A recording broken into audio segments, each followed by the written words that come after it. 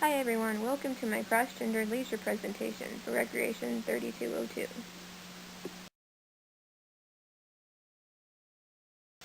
Let's begin with the history of the all-terrain vehicle.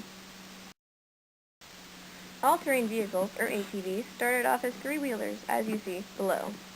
These bikes were originally used for farming and working, since they look pretty strong. They became recreational in the 1970s.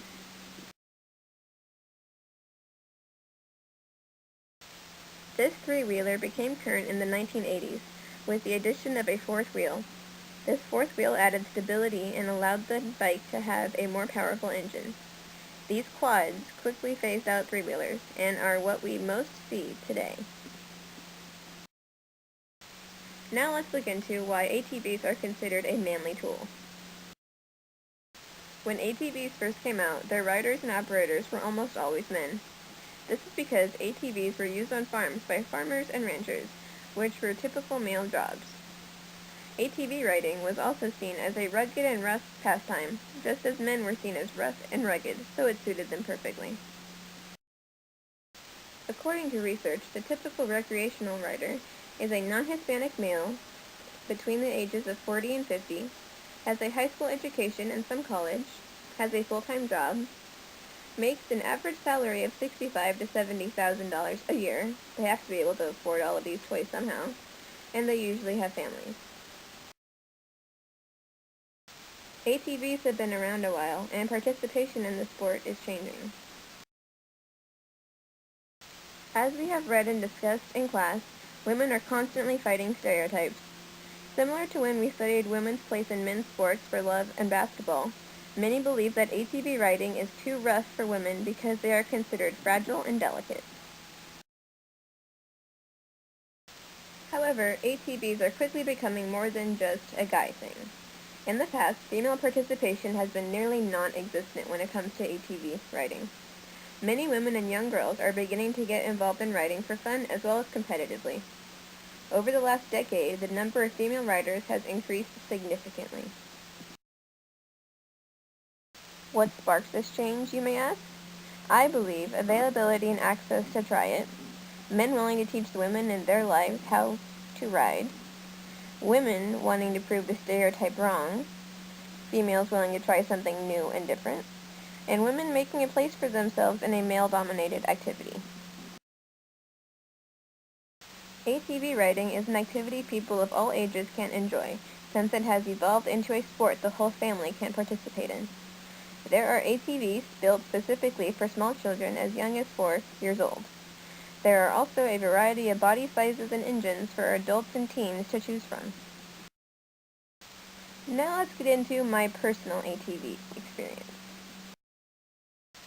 Here I am riding down Pismo Beach, which is located in Southern California. When riding down this particular beach, you are riding with trucks, trailers, vehicles of all shapes and sizes, so for safety reasons, the speed limit is kept at 15 miles per hour. All you gotta do is keep your finger on the throttle and enjoy the beautiful view.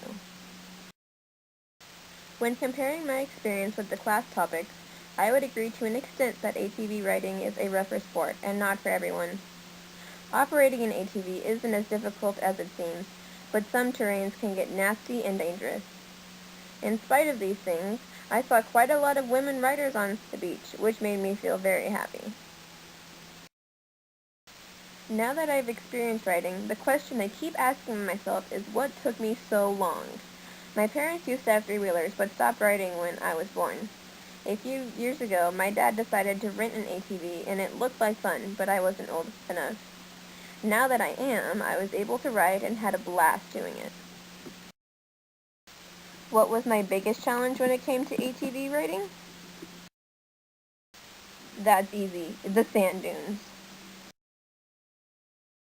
Here I am going down my first sand dune. From the top, I was really scared. I mean, it looks a lot higher than it is.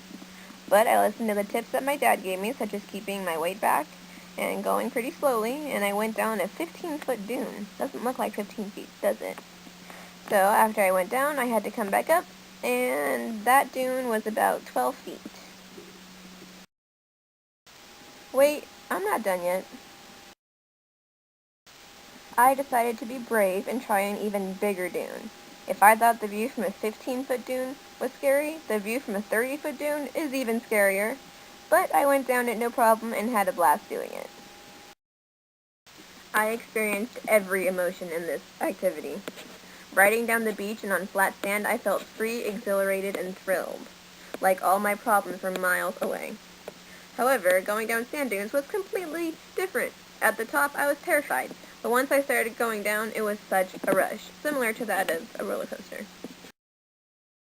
Now that I've ridden an ATV, I can definitely see the attraction of this sport. This is a sport that should be and is growing into one both genders can equally do. Sometimes we just need an adrenaline rush in our lives, and this activity is a fun way to get it. So, who's up for a ride? I am. I would and will definitely go riding again. It is a great stress reliever and tons of fun. Plus, you can do it on the beach. What's better? My family and I are in the process of planning a vacation completely surrounding ATV riding, and I can't wait.